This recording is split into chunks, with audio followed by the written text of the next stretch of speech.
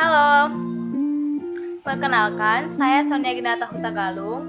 Saya mahasiswa dari Sekolah Tinggi Perikanan dan Kelautan Matauli. Saya jurusan Sosial Ekonomi Perikanan. Nah, di sini saya akan membuat tutorial menyelesaikan regresi sederhana dan regresi berganda menggunakan aplikasi SPSS. Nah, video ini saya buat bertujuan untuk sebagai tugas dari mata kuliah Ekonometrika yang diampu oleh dosen yang bernama Juliana Siburian. Saksikan videonya. Sebelumnya saya akan menjelaskan apa itu regresi. Regresi linear adalah alat statistik yang digunakan untuk mengetahui pengaruh dari satu variabel maupun beberapa variabel terhadap variabel lainnya. Variabel yang mempengaruhi disebut juga dengan variabel bebas, sedangkan variabel yang dipengaruhi disebut dengan variabel terikat. Pada regresi ini terdapat sebuah persamaan, namun berbeda persamaan antara regresi sederhana dan regresi berganda. Persamaan pada regresi sederhana yaitu Y sama dengan A ditambah B dikali X. Namun jika pada regresi berganda, Y sama dengan A ditambah B1 dikali X1 ditambah B2 kali X2 sampai seterusnya, atau sampai sebanyak apa variabel yang kita miliki pada kasus itu. Sekarang saya akan menjelaskan bagaimana cara mengambil keputusan pada regresi linear. Jika uji signifikannya kurang dari 0,05, maka variabel X-nya berpengaruh terhadap variabel Y. Namun, jika uji signifikannya lebih dari 0,05, maka variabel X-nya tidak berpengaruh terhadap variabel Y-nya. Nah, pada regresi linear sederhana, kita juga harus membandingkan atau menguji T-hitungnya. Jadi kita harus membandingkan T-hitung terhadap T-tabelnya. Yang artinya jika nilai T-hitungnya lebih besar daripada nilai T-tabelnya, maka variabel X-nya berpengaruh terhadap variabel Y. Namun jika nilai T-hitungnya kurang dari nilai T-tabelnya, maka X-nya tidak berpengaruh terhadap Y. Nah, berbeda pula dengan halnya regresi linear berganda. Regresi linear berganda memiliki dua uji coba, yaitu yang pertama uji T dan yang kedua uji F. Cara mengambil keputusannya sama halnya dengan uji regresi linear sederhana. Jika nilai F hitungnya kurang dari F tabelnya, maka X tidak berpengaruh terhadap Y. Namun jika F hitungnya lebih dari F tabelnya, maka X-nya berpengaruh terhadap Y. Baiklah, pertama saya akan menjelaskan langkah-langkah untuk uji regresi linear sederhana. Jadi sebelumnya saya sudah membuat dulu persamaan umumnya dan langkah-langkahnya. Jadi di sini saya sudah mempunyai contoh kasus untuk regresi sederhana. Saya mempunyai data sebanyak 8 data dengan dua variabel, yaitu X sebagai pendapatan nasional per kapita dan Y sebagai pengeluaran konsumsi rumah tangga. Jadi saya akan mengolah data ini menggunakan aplikasi SPSS. Nah, pertama-tama teman-teman buka dulu aplikasi SPSS teman-teman sekalian. Kemudian kita klik yang variable view. Nah, di dalam SPSS itu ada dua data, yaitu data view dan variable view. Nah, pertama kita mengklik variable view dahulu.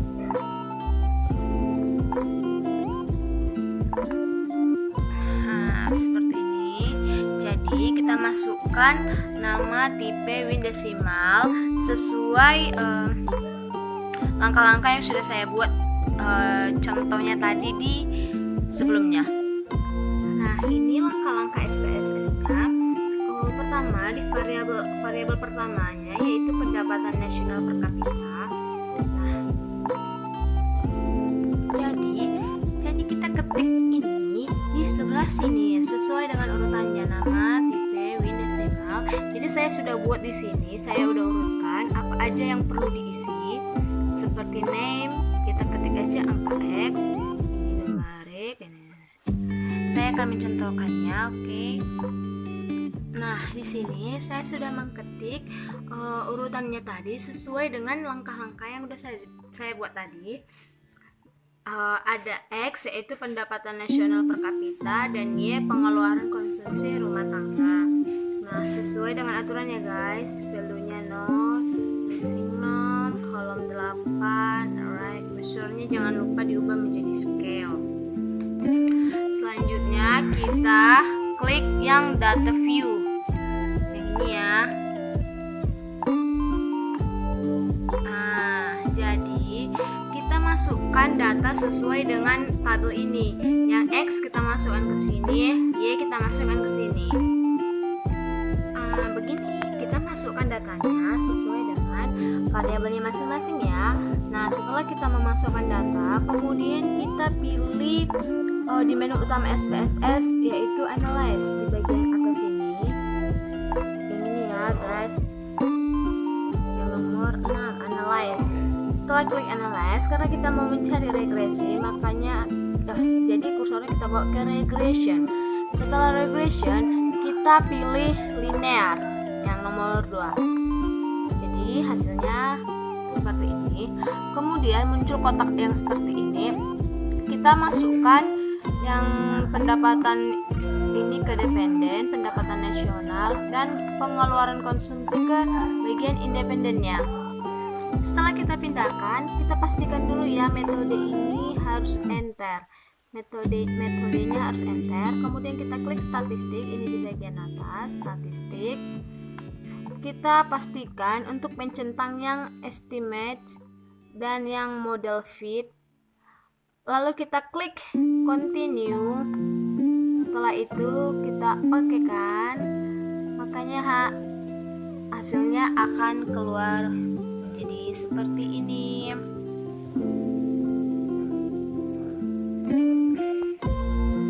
Nah, jadi dalam regresi linear sederhana ini terdapat 4 tabel yang harus kita jelaskan. Saya akan menjelaskan cara membaca tabel ini. Jadi hasil dari regresi ini terdapat 4 tabel. Nah, tabel yang pertama atau output yang pertama ini menjelaskan bahwa variabel yang dimasukkan atau metode yang digunakan yaitu metode enter. Ini kan ada terjelas metodenya enter. Nah, yang kedua ada model summary. Jadi cara membaca tabel ini yaitu kita mengetahui besarnya nilai kolerasi atau hubungan yang dilambangkan dengan R ini, nah yaitu sebesar 0,980 dan dijelaskan juga besarnya persentase pengaruh variabel bebas terhadap variabel terikatnya. Itu disebut sebagai koefisien determinisasi hasil dari pengkuadratan R. Nah, jadi kita peroleh koefisien determinisasinya atau dilambangkan dengan R2 atau di tabel ini yaitu R square. Nah, nilai R square-nya yaitu 0,961 ya, yang mengandung bahwa pengaruh variabel bebas terhadap variabel terikatnya sebesar 9,61, sedangkan sisanya dipengaruhi oleh variabel yang lain. Nah, pada output yang ketiga yaitu bagian ANOVA, bagian ini menjelaskan apakah ada pengaruh yang nyata atau yang signifikan terhadap variabel bebas kepada variabel terikat. Nah, jadi kita melihat F hitungnya. Di sini terdapat F hitungnya sebesar 147,512 dengan tingkat signifikan atau probabilitasnya yaitu 0,000 kurang dari 0,05. Maka regresi dapat dipakai untuk memprediksi variabel terikatnya. Nah, sekarang saya akan membaca bagian yang keempat, output yang keempat, yaitu koefisiennya. Nah, pada tabel ini kita akan mengetahui kolom B atau konstannya. Jadi di sini kita akan mengetahui persamaannya, angka dari rumus persamaan regresi linear sederhana. Nilai konstannya atau A dilambangkan dengan A, yaitu sebesar minus 6,940. Dan variabel bebasnya atau B-nya yaitu yang ini 1,594. Jadi kita dapat persamaannya yaitu Y sama dengan A tambah BX sama dengan Y sama dengan minus 6,940 ditambah 1,594. Nah, jadi kita mengetahui persamaannya kan guys. Nah, saya sudah menketikkan bagaimana persamaannya. Jadi kita bisa baca kalau saya kurang jelas berbicara. Nah, kesimpulan yang diambil dari kasus itu yaitu pertama kita harus mengetahui dulu hipotesisnya. Kita harus buat dulu hipotesisnya nih. Jadi hipotesis yang pertamanya H0 tidak ada pengaruh yang nyata antara variabel bebas terhadap variabel terikatnya. Yang kedua ada hipotesis HA yang berarti ada pengaruh nyata terhadap variabel bebas ke variabel Y. Nah, jadi dari output yang tadi kita telah mendapat dari output T yang keempat ini kita mengetahui nilai T hitungnya. Ini T hitung ada di sini 12,145. Jadi kita tahu berapa besar T hitungnya guys. Jadi kita bisa mengambil kesimpulan. Nah, dari output itu nilai T hitungnya yaitu 12,45 dengan signifikannya 0,00 yang berarti kurang dari 0,05. Nah, maka H0-nya ditolak. H0 ditolak karena nilai signifikannya kurang dari 0,5. Yang diterima adalah HA yang berarti adanya pengaruh yang nyata dari variabel bebas atau X terhadap variabel terikatnya. Atau bisa juga diartikan adanya pengaruh yang nyata antara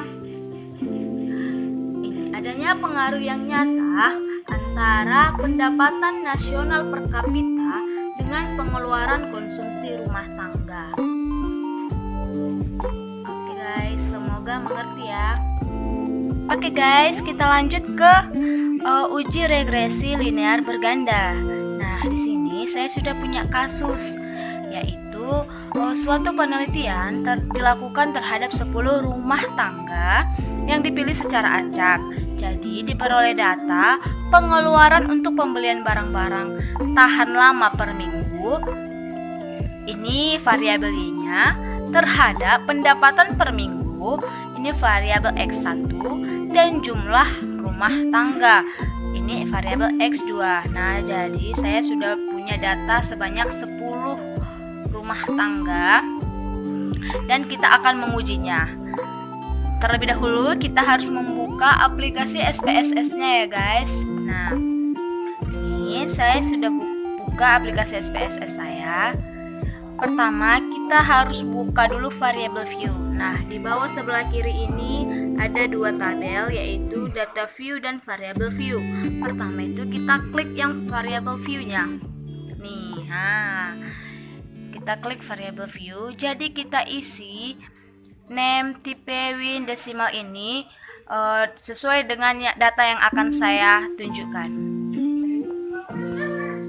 Nah, di variable view kita isi sesuai data yang sudah saya berikan. Pertama ada name-nya, apa yang diketik, tipenya, win-nya, desimalnya. Jadi kawan-kawan bisa meniru ya. Ini secara umum kok. Palingan yang diganti itu labelnya. Label ini sesuai variabel yang kita cari. Ya, itu aja sih. Saya isi datanya dulu ke sini ya guys. Nah, di sini saya sudah memasukkan datanya. Yang pertama ada X1, ada X2 dan Y, tipenya numerik semua. Ini win, desimalnya 0. Saya pakai 0 karena data saya tidak ada yang berkoma. Nah, desimalnya ini maksudnya koma yang ada dalam data kita. Jika data kalian ada komanya 1, maka desimalnya 1. Tapi jika ada angka ada 2 di belakang koma, maka ini diganti menjadi 2 dan seterusnya. Jadi karena data saya tidak berkoma, jadi desimalnya saya buat 0. Nah, X1-nya yaitu pendapatan per minggu, X2 jumlah anggota rumah tangga, dan Y-nya pengeluaran untuk pembelian barang-barang tahan lama dalam 1 minggu. Values-nya 0, missing 0, kolom 8, like-nya right, measure-nya scale. Jadi ini dipindahkan jadi scale. Jadi ini dipastikan harus udah pas ya guys. Nah, setelah udah memasukkan data ini, kita klik data view. Yang kedua, kita pindah ke data view. Nah, jadi ada keluar 3 tabel, X1, X2, dan Y. Jadi kita masukkan data tadi sesuai dengan variabelnya masing-masing ya guys. Saya masukkan datanya dulu. Nah, saya sudah memasukkan datanya sesuai variabelnya masing-masing ya. Selanjutnya kita akan mengolah datanya. Pertama kita klik analyze. Nah, di menu utama SPSS ini ada analyze bagian ke-6 yang ini. Klik analyze. Kemudian klik regression, klik yang linear. Tinggal oke. Kemudian kita pindahkan ini ke yang Y ke dependen. Yang X kita pindahkan ke sini, X1 dan X2. Kemudian kita klik statistik, dicentang estimasi, model fill, dan R square-nya. Lalu klik continue dan oke. Maka hasilnya akan keluar.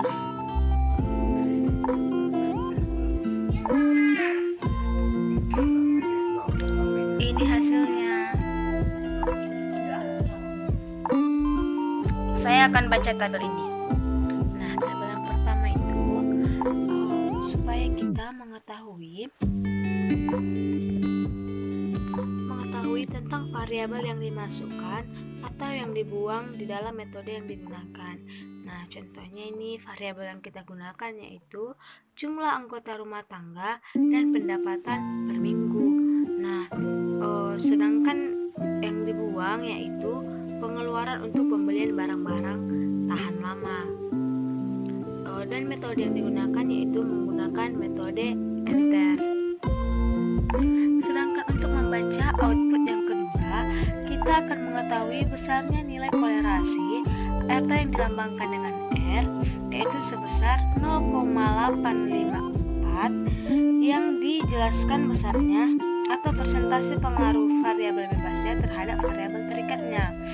Nah, dari output ini kita memperoleh koefisien determinisasi atau yang dilambangkan dengan R2 yaitu sebesar 0,729. Nah, yang berarti pengaruh variabel bebas terhadap variabel terikat sebesar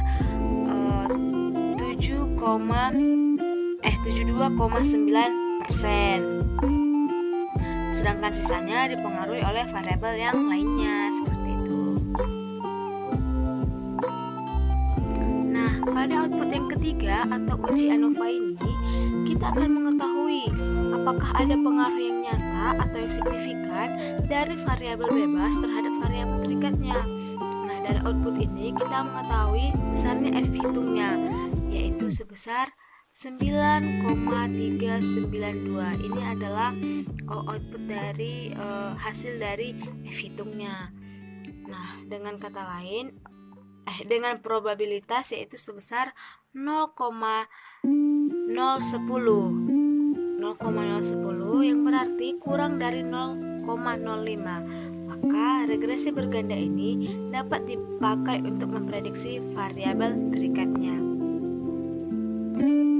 Nah, yang terakhir untuk output yang keempat, kita akan mengetahui berapa sih jawaban persamaan dari linear berganda ini. Kita melihat di tabel B ini. Pertama kita lihat di tabel B. Kita akan mengetahui nilai konstannya atau A-nya. Nah, nilai konstan atau A itu terdapat pada kolom yang B yang pertama ini. Nah, konstan. Jadi nilai konstannya atau A yaitu 0,710. Nah, sedangkan B1-nya yaitu minus 0,63 dan B2-nya 0,729 ini. Nah, jadi kita dapat persamaannya. Saya akan ketik persamaannya ya guys. Ya, ini dia persamaannya. Y sama dengan A tambah B1 kali X1 tambah B2 kali X2, atau Y sama dengan 0,710 ditambah minus 0,63 X1 ditambah 0,726 X2. Nah,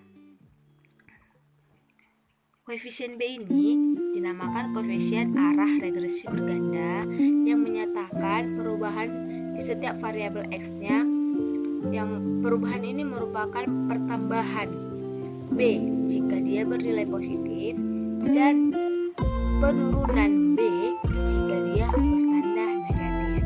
Nah, kesimpulan dari uji regresi linear ini yaitu,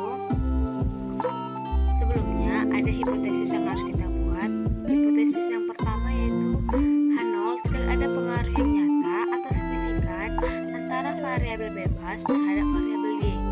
HA-nya ada pengaruh yang nyata antara variabel bebas terhadap variabel Y. Nah, dari output keempat kita mengetahui nilai T hitungnya. Nilai T hitungnya ada di bagian sini, yaitu 2,187 dengan signifikan 0,069. Nah, karena signifikannya lebih besar daripada 0,05, maka yang ditolak adalah HA. Jadi yang diterima H0, yang artinya tidak ada pengaruh signifikan atau yang nyata antara variabel X, yaitu pendapatan per minggu, dan orang terhadap variabel Y, yaitu data pengeluaran untuk pembelian barang-barang tahan lama per minggunya. Jadi dari kasus tadi kita mengetahui bahwa HA-nya yang ditolak dan H0-nya yang diterima. Baiklah, sekian dari video saya. Semoga video ini bermanfaat. Jika ada kata yang salah, saya mohon maaf. Terima kasih.